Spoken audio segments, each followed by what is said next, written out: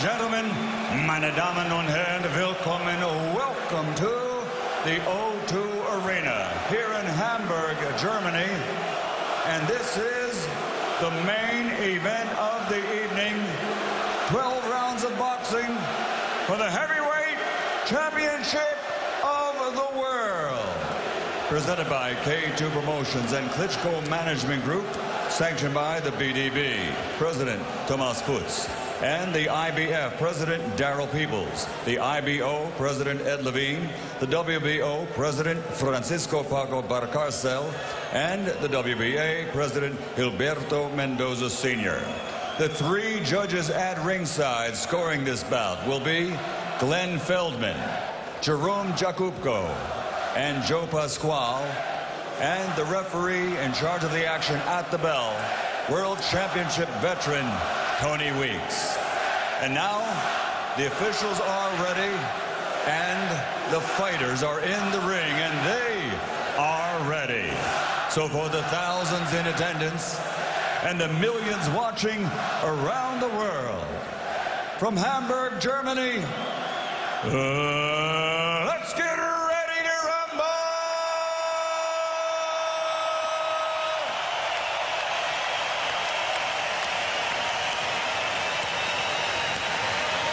Fighting out of the blue corner, wearing black, official weight 112 kilograms. A perfect professional record consisting of 20 fights, 20 victories, including 11 wins by knockout.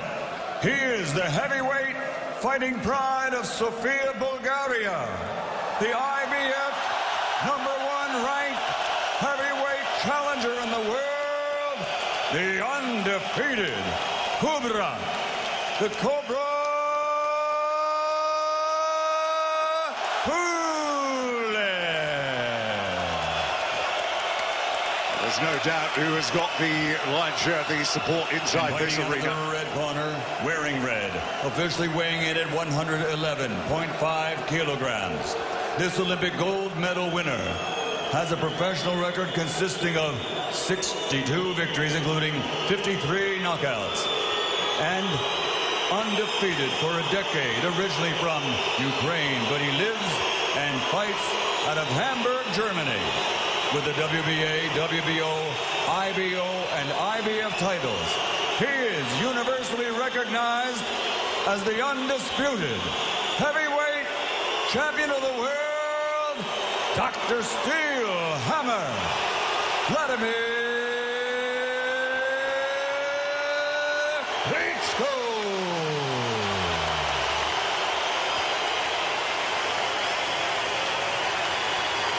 Couldn't have wished for a better atmosphere in here tonight, and the 16th of November 1996 in Hamburg was when the story began for Klitschko with a one-round KO of Fabian Metzer. There are no plans for this to be the closing chapter or indeed the final chapter.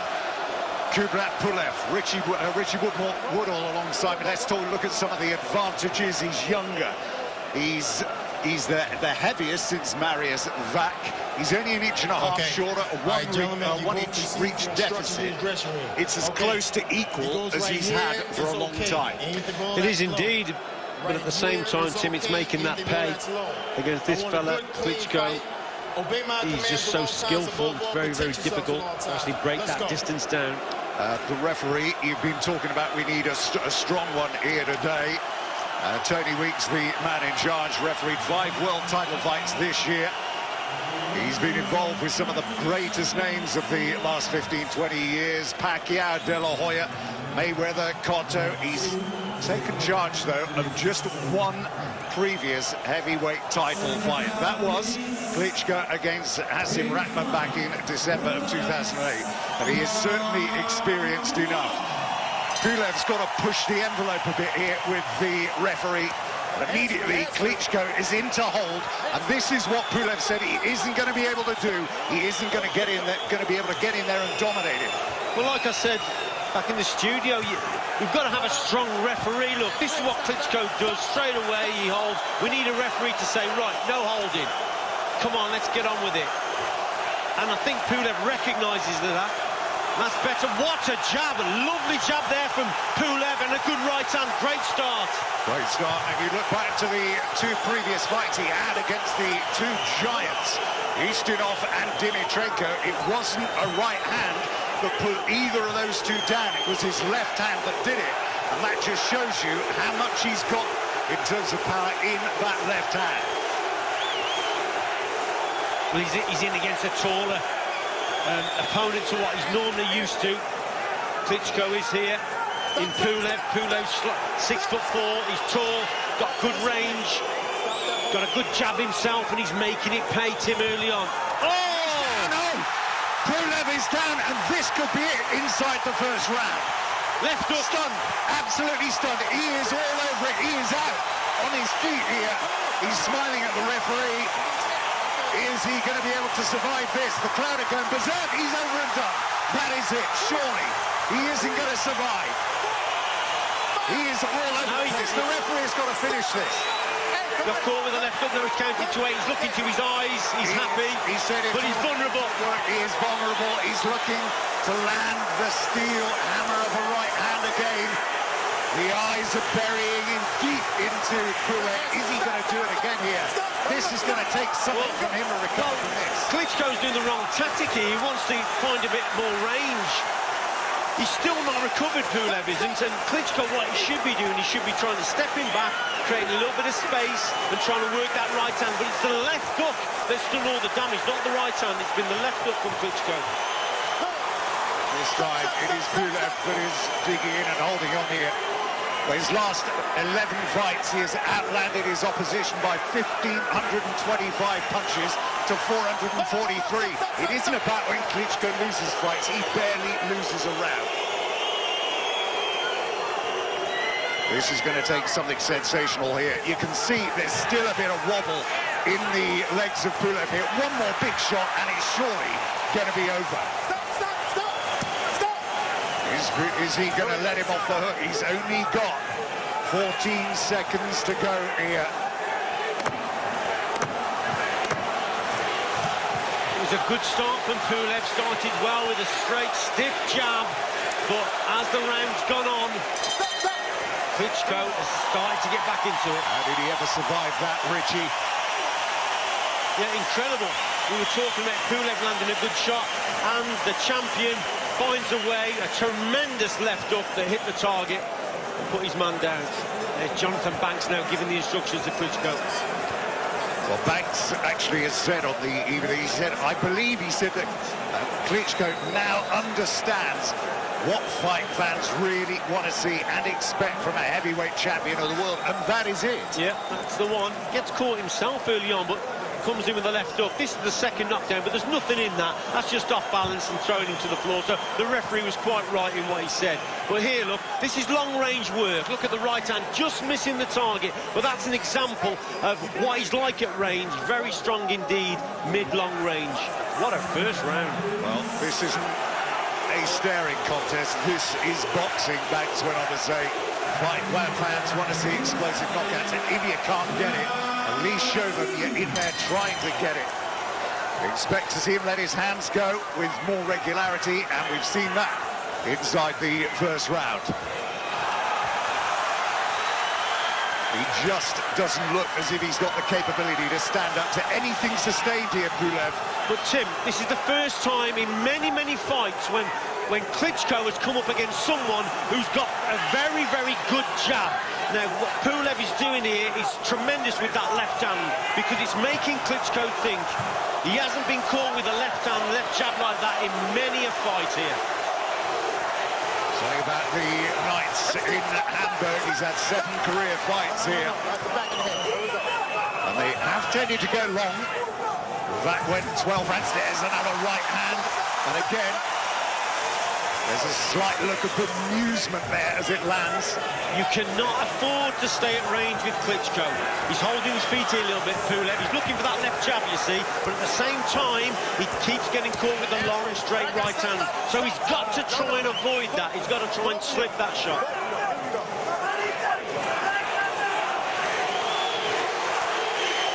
He does have a tendency to fight at a very mild to slow pace.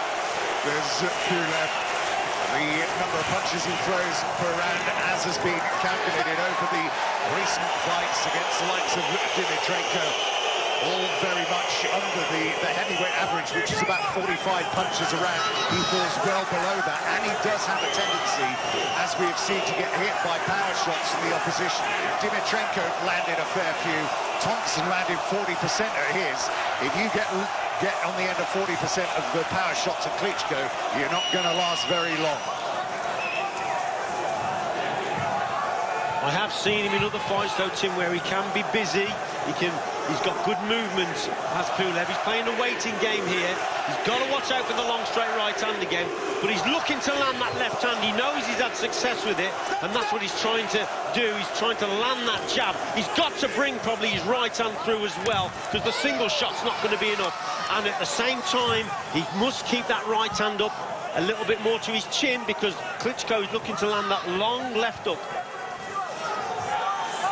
With the impressive part of the most recent fights that Klitschko's had has been the work rate. The amount of shots he's landed has all significantly increased in the last couple of years, and the fights that he's had with Pinetta and Leopai. So it's almost like he's getting busier. But it is rare you will find anybody as focused in their objectives of their sport as this guy here. Stop! End of the second round. Breathless stuff. Atmosphere remains. It is the Pulev support, though, which has gone a little bit quiet. The Big Fight, sponsored by 666bet.com.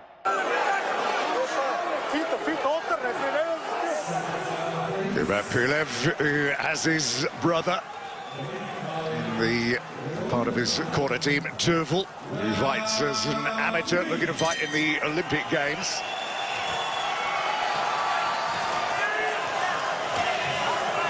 His brother's actually been over and sparred at Team GB. A couple of good spars with our heavyweight up there, Warren Baster. But he's handy himself, Pulev's brother, very good indeed.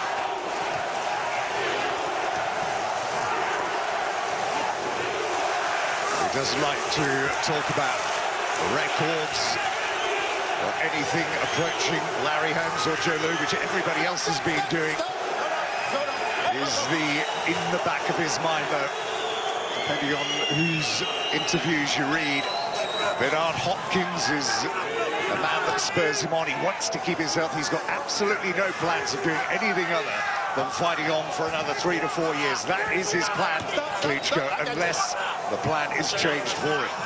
This has been an amazing recovery, this, hasn't it, by Pulev? Indeed, but it's quite clever tactics what Pulev's doing. He's sitting on the outside and waiting. What he's trying to do is draw Klitschko's lead, make him either fall short or he'll try and slip it. Then he comes back with his own jab. And what he's trying to do is get Klitschko to overreach. By overreaching, he may fall short, and that's when an opening can occur for Pulev. So he's playing a crafty game here, Pulev. The problem he's got is a long left hook from Klitschko and also the straight right hand. So he has to adjust his feet to probably miss those shots or a bit of head movement to slip them. But clever tactics on the outside. Most people would have expected him to try and get close up to Klitschko. Good to see the referee getting very quick to break these clinches up as well. Oh, look at that right hand, and he's wobbling again. There you go. That's what I was talking about. When you're on the outside, you're waiting like that, gets caught with a thunderbolt of a shot. Well, they said he's trying to wow the American fans who watch this. There's the left hook, and he's down.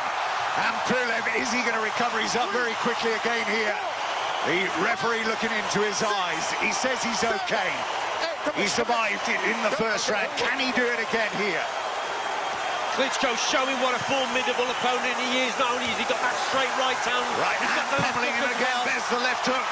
He's got him on the ropes. He's very near to a conclusion here, Pulev.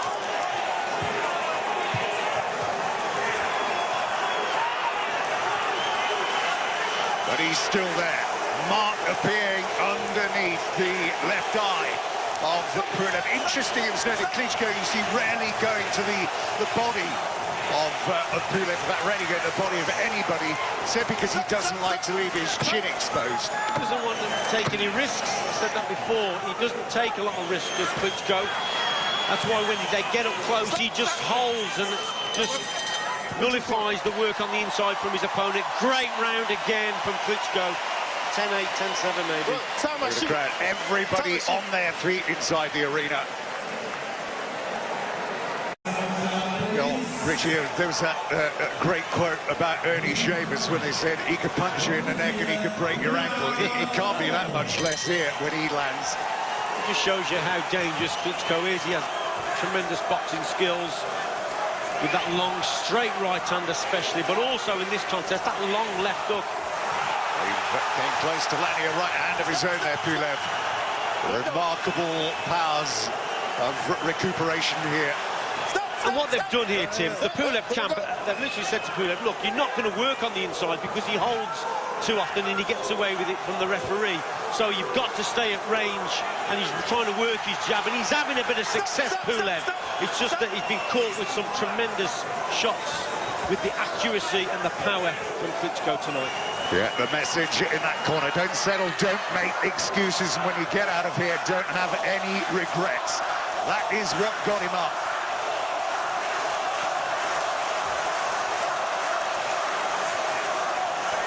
There's always been plenty of talk about the chin of Klitschko. It was Carfroch, you say, wasn't it? The best type of chin is the one that doesn't get hit. And his rarely, if ever, gets hit.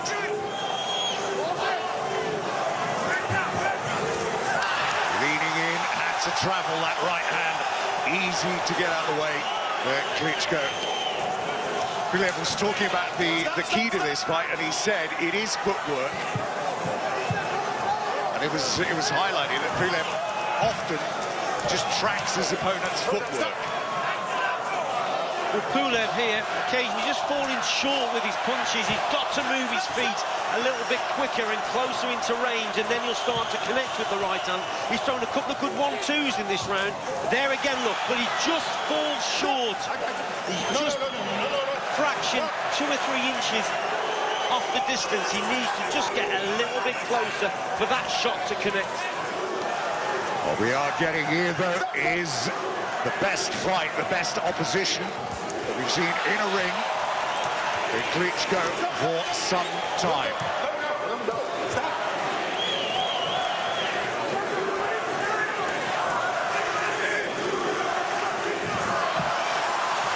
Just managing to slip that big right hand again, but the left hook goes in.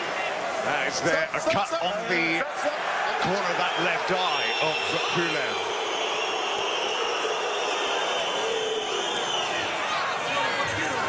See again, Klitschko working at range, staying centre ring. I'd like to see Pulev gets caught again with the left hook because he's waiting too long, Tim, holding his feet too long and gets caught.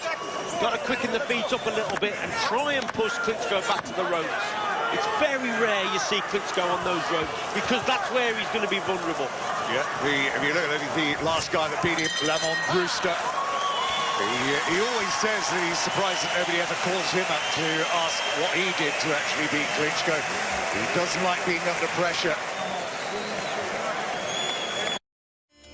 My father has a lot of sides, and you hear about the fights. You don't hear about family that much and what that meant to him. And I remember the moment I fell in love with him when he was, could make me cry.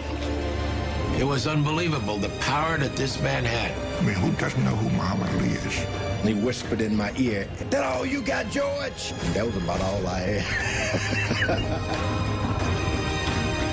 I Am Ali, out November 28th. The Big Fight, sponsored by 666bet.com. Part of the Klitschko preparation, which is something he always does on the eve of his fights. He puts a tape on of that Brewster loss and he watches it from start to finish.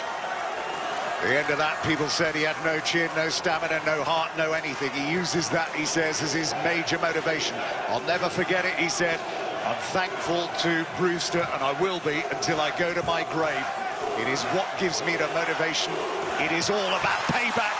and he is making Pulev get payback. But Pulev spins him and lands a left hook of his own. He gets caught again, Pulev. I know I keep repeating myself, but he holds in his feet for too long. He's got to quicken up. Well, I am surprised as well with Pulev. There's no head movement. Although he's sitting back and he's trying to draw the shot and make Klitschko fall short, he must move his head. There must be head movement there. Trying to slip the punch and then come back with the counter. The fact that he's still in here at round 5 is testimony to his strength, mental strength, as much as anything.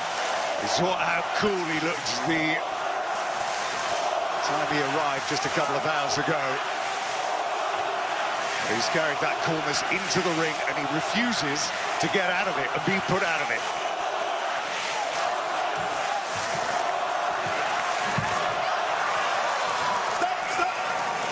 It is strange, like you said, Richie, because what was part of the Pulev makeup, part of his strength, was the fact that he had good mobility and a reasonably good agility. But we haven't seen an awful lot of it. Again, the referee is in quick to separate.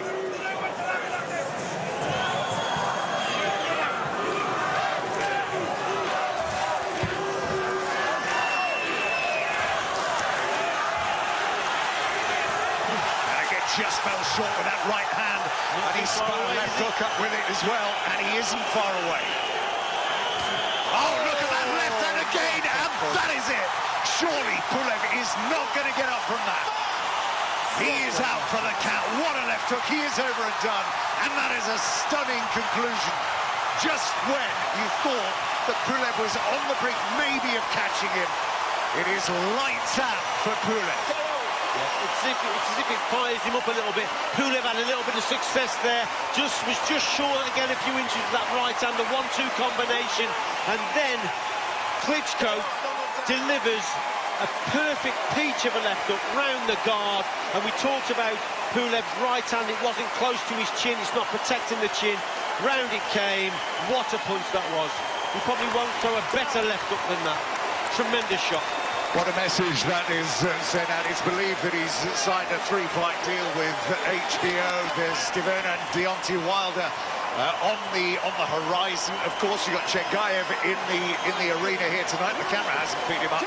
But if he wanted to send out a message to the fans over in the States, he wants to get back over there, wants to make himself feel loved by boxing's #1 supporting nation, then he had to do something like that, and he has delivered on everything Jonathan Banks said he was going to do. Yeah, the Americans will love this performance from Klitschko because it had everything, didn't it? He put his opponent down, but at the same time, his opponent was always in the fight and being quite dangerous. But we've seen from Klitschko, his precision and his timing was perfect tonight, and his power, sensational. The right hand, left hook especially. We always go on about Dr. Steelhammer with this right hand of his. Pulev there taking the applause from the crowd, but he was caught with one of the best left hooks you'll ever see. What a shot that was. Bang on the button, on the chin, down you go. Referee starts to count, but then thinks, that's it, this fella's not getting up, and that's the right decision. Sensational conclusion to what has been a dramatic night here in Hamburg. Kubrat Pulev, the man they used to call the Big Messi on account of his skills and technique, has been belittled here tonight. And when you look at it, there's Shannon Briggs. He's still having a go, Shannon. He wants to get in there. He wants to have a go tonight, I think. You know, back over. He gets a lot of criticism, as we know, Klitschko. 7 of the 17 defences he's had have been against unbeaten fighters.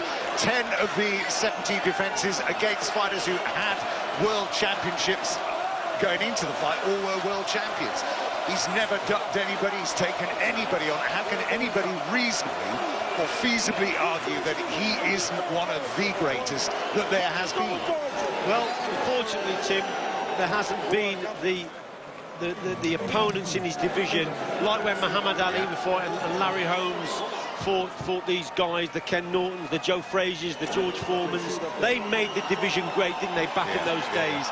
Whereas Klitschko has been a victim of his own success in many ways because his style of boxing has meant that many people have said it's boring, but that was nothing boring about this tonight. And he was in against a #1 mandatory IBF challenger. And this was a very, very good fight indeed. He showed us the power, he showed us the speed and the skill against a very, in my opinion, a good opponent. So what about the people that say that it's the measure of greatness isn't only about who you beat, it's about who you're beaten by?